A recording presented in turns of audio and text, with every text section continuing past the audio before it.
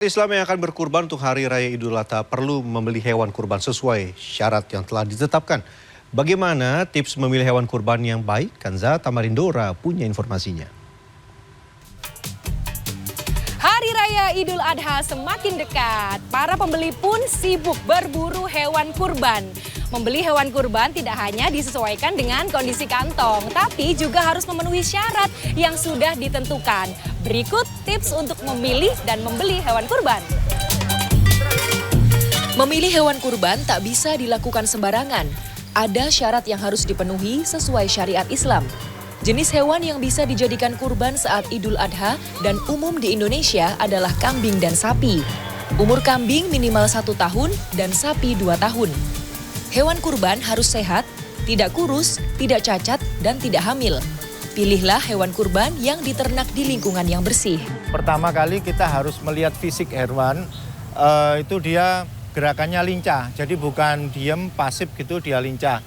Kedua, kita lihat dari bola matanya. Jadi dia tampak jernih, tidak berair. Yang ketiga, dia tidak mengeluarkan lendir dari hidung atau mulut itu terlalu berlebih. Kalau keluar standar nggak masalah karena dia itu ada pertukaran udara panas dalam tubuhnya. Yang ketiga adalah dari sisi tubuhnya dia tidak terlalu kurus.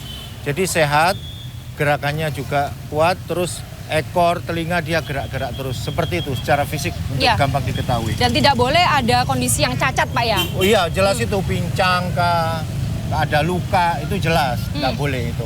Kemudian soal usia, Pak, kan berbeda antara sapi dan kambing. Ya, kalau sapi itu sekitar 2 tahun yang disyaratkan oleh aturan agama. Kalau kambing itu 1 tahun, kalau domba bisa 1 tahun kurang, seperti itu. Nah, itu untuk mengetahui ya, mengetahui dari giginya ini. Giginya, seperti gigi. apa, Pak? Nah, ini kan 2 besar ini, nah dia ini berarti sudah usia 2 tahun. Karena satu itu menunjukkan 1 tahun, berikutnya 1 tahun, seperti itu. Kalau kambing sama juga, dari poil, dari giginya sama. Untuk mengantisipasi penularan seperti penyakit mulut dan kuku, hewan kurban juga harus divaksin. Jika sudah dinyatakan sehat, hewan-hewan kurban akan mengantongi surat keterangan kesehatan hewan atau SKKH dan ear tag. Itu wajib, kalau vaksin itu wajib. Kalau nggak divaksin, saya sebagai pembeli pasti akan bertanya, vaksinnya ini udah divaksin belum? Kalau belum ya saya nggak akan mau.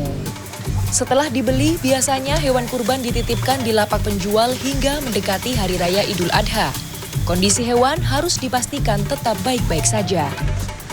Saat hewan sudah dibeli oleh para pemesan dan dititipkan di lapak, maka kita akan jaga.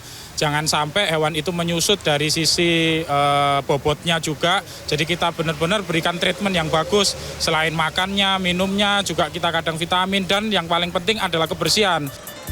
Dengan memenuhi syarat yang telah ditetapkan, penjual bisa tenang menjajakan dagangannya karena bisa meminimalisir kerugian akibat kematian hewan. Pembeli pun senang mendapat hewan kurban yang sehat dan layak. Kanza Tamarindora, Andreas Wicaksono, Surabaya, Jawa Timur.